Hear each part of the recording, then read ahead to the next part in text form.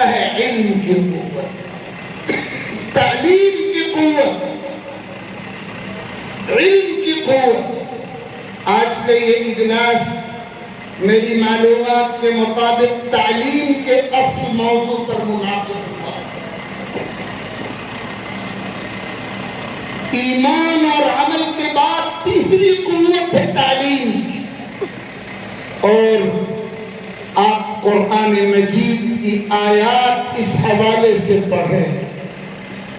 حضور اکرم صلی اللہ علیہ وسلم کی احادیث اس حوالے سے پڑھیں، اول سے لے کر آخر تک تعلیم کی اہمیت، تعلیم کی بنیادی ضرورت، جہالت کا خاتمہ، سماج کو 100% تعلیم یافتہ سماج بنانے کی تلقین، اور جہالت کو کسی صورت گوارا نہ کرنے کی تلقین و تاکید قرآن اور احادیث کے ذخیرے میں یہ مضمون پڑا۔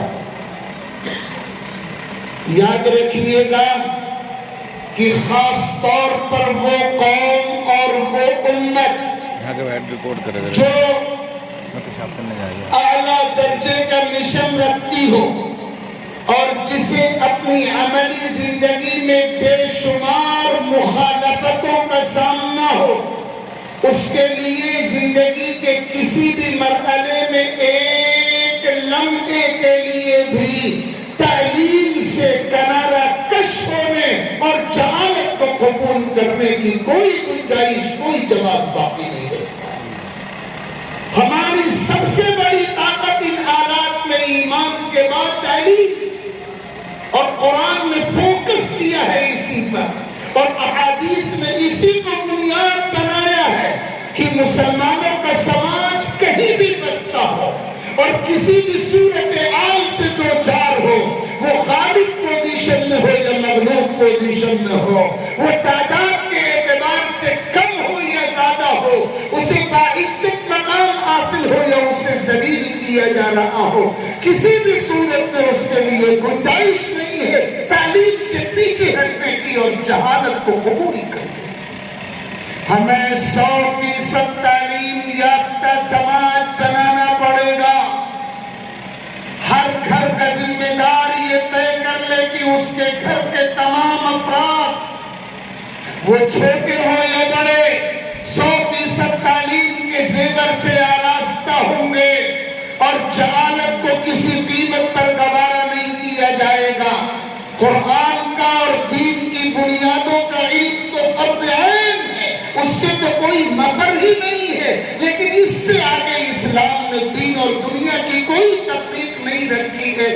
حضور دعا مانگ رہے ہیں، اللہ میں آپ سے نفع پہنچانے والا علم مانگتا ہوں، اور اے اللہ میں نفع نہ پہنچانے والے علم سے پناہ چاہتا ہوں۔ ہر وہ علم جو انسان کے لیے اور انسانیت کے لیے نفع بخش ہو، اس کی طرف لپکنا ہے، اور وہ چیز جو انسان کے لیے اور انسانیت کے لیے نقصان پہنچانے والی ہو، اس سے اپنے آپ کو روکنا اور بچانا ہے۔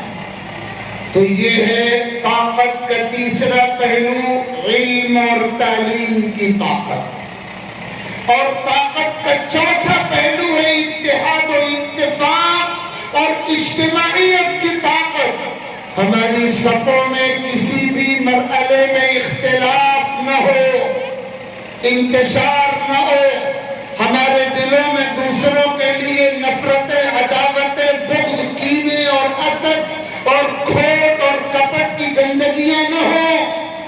اتحاد و اتفاق اور اجتماعیت کی لڑی میں پورا سماج اپنے آپ کو پرو لے اور اس کے لیے قربانیاں پیش کرے، اور اس کے لیے کڑوے گھونٹ پینے پڑے تو پیے، اور اس کے لیے اپنے آپ کو پیچھے کرنے کے قربانی دینی پڑے تو دے۔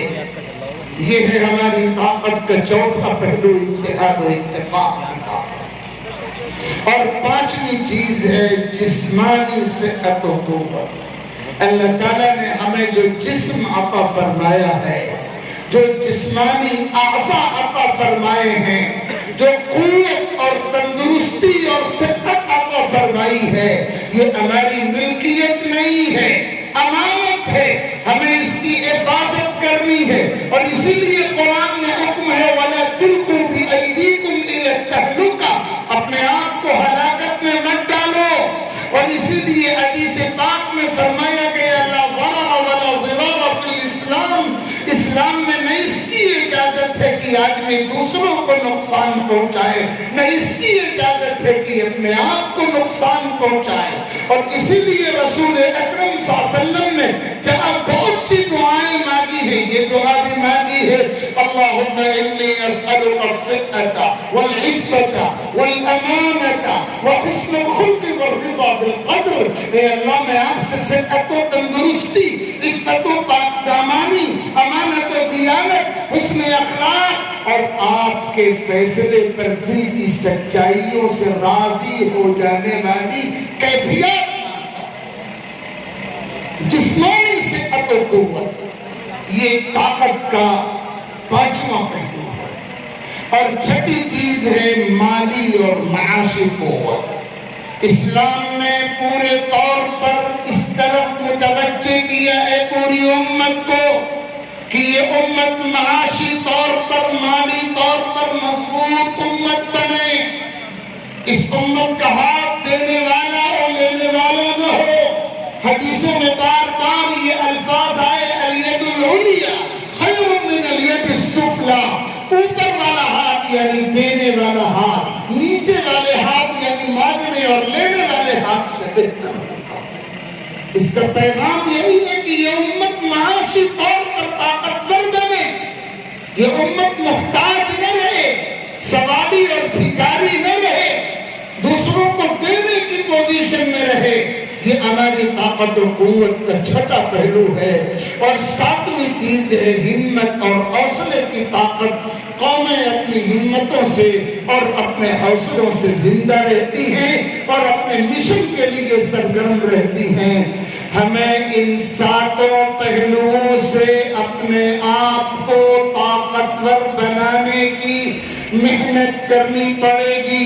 ہمیں یہ فیصلہ کرنا ہے آج کے اس اجلاس میں، اور یہ عہد کر کے، یہ طے کر کے، یہ عزم کر کے، بلکہ اپنے دل میں یہ قسم کھا کر یہاں سے رخصت ہونا ہے کہ ہمیں اپنے ایمان و یقین کو بھی مضبوط اور پختہ بنانا ہے، اپنے عمل کو بھی پختہ اور مضبوط بنانا ہے، اپنے کردار کو بھی پاکیزہ بنانا ہے، پورے سماج کو تعلیم کے زیور سے آراستہ کر کے علم کی طاقت بخشنے کا کام اور جہالت کے روگ کو ختم کرنے کا کام کرنا ہے، اتحاد و اتفاق کی فضا پیدا کرنی ہے، اختلاف و انتشار کی نحوست کا خاتمہ کرنا ہے، جسمانی صحت و قوت پر توجہ رکھنی ہے، مالی قوت و طاقت سے اپنے آپ کو آراستہ کرنا ہے، اور اپنی ہمتیں، اپنے حوصلے بلند رکھنے ہیں، اور نہ مایوسی اور نا امیدی اور خوف اور بزدلی اور حالات کے سامنے سرنڈر ہو جانے کی تمام کمزوریوں سے اپنے آپ کو، پوری امت کو، پورے سماج کو بچانے کی فکر کرنی ہے۔ یہ وہ کام ہے جو ہمارے کرنے کا ہے، اولین فکر مندی کے ساتھ کرنے کا ہے۔ اللہ رب العزت کہنے والے اس گنہگار کو بھی عمل کی توفیق عطا فرمائے، اور آپ جملہ سامعین کو بھی عمل کی دولت سے مالا مال فرمائے۔